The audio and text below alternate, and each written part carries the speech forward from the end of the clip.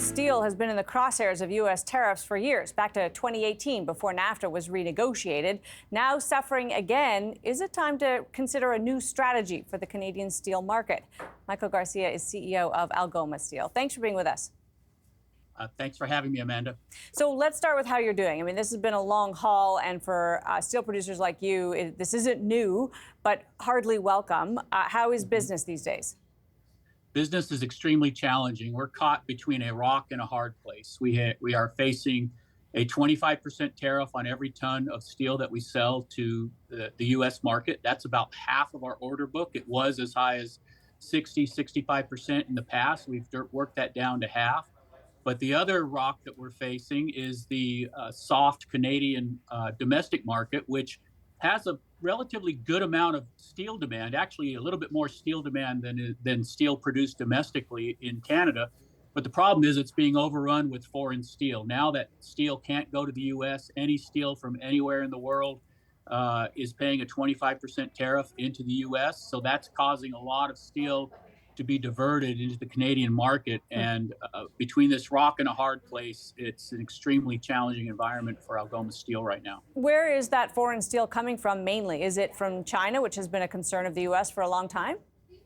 It's coming from China, partly, even though China is paying a 25% duty on steel. That's the only real duty that's in wide effect for foreign steel in Canada. But it's coming from China, it's coming from Vietnam, it's coming from the Middle East. It's coming from Vietnam, China, but also it's coming from the U.S.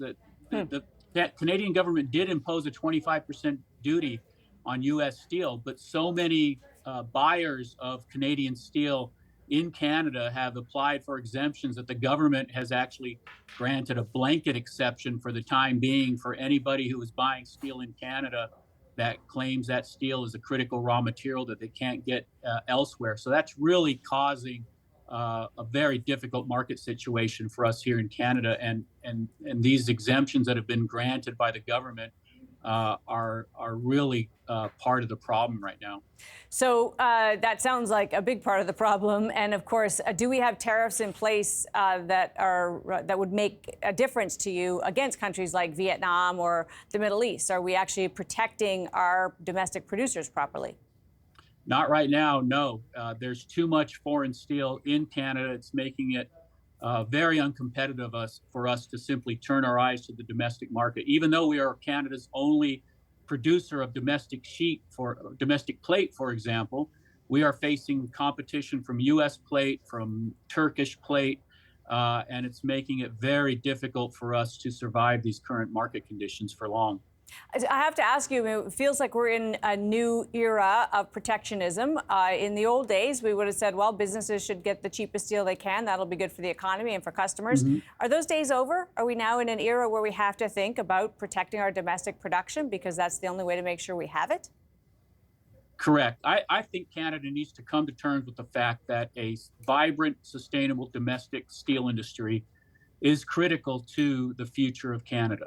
I was just looking before our call about the key priorities that Prime Minister Carney shared with his cabinet ministers. Mm-hmm. There's 7 key priorities. A domestic, vibrant, sustainable steel industry plays a role in almost every one of them. Maybe we don't play a role in leveraging artificial intelligence, but if we're going to establish a new economic and security relationship with the U.S., if we're going to build one Canadian economy, if we're going to enhance national security and sovereignty, if we're going to build the type of infrastructure that Canadians want and realize is important going forward, if we're going to survive global shocks, and whether it's a geopolitical shock or a supply chain shock, we have to have a vibrant domestic steel industry. If we're going to make things more affordable to Canadians, part of that is that Canadians have high-paying, good, sustainable, secure jobs. The steel industry supplies those type of jobs. So we can't have the type of Canada that the Prime Minister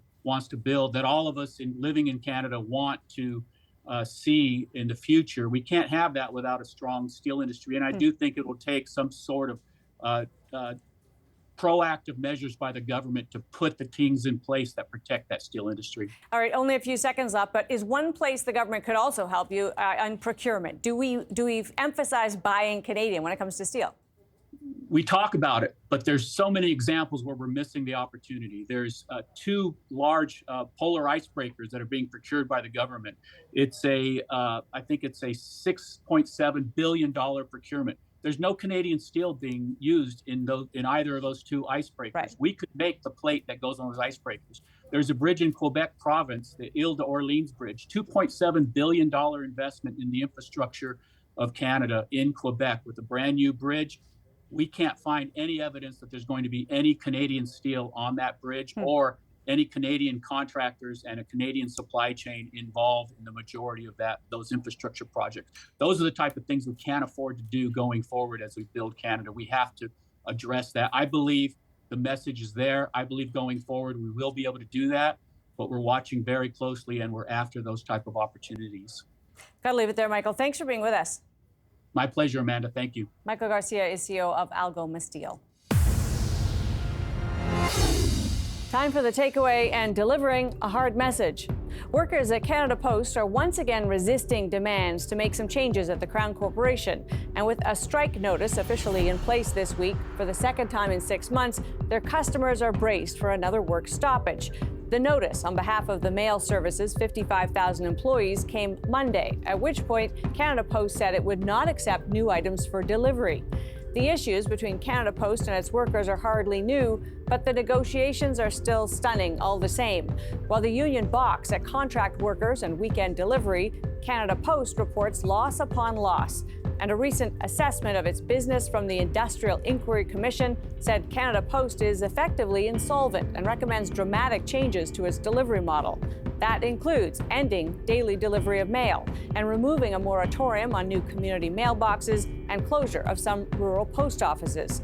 The report is stark in its assessment of the future if adjustments aren't made in a hurry.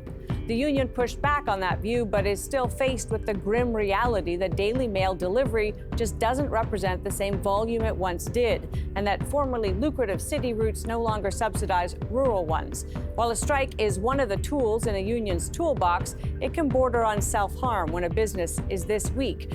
That this is a government-backed business should not mean it's a bottomless pit of cash.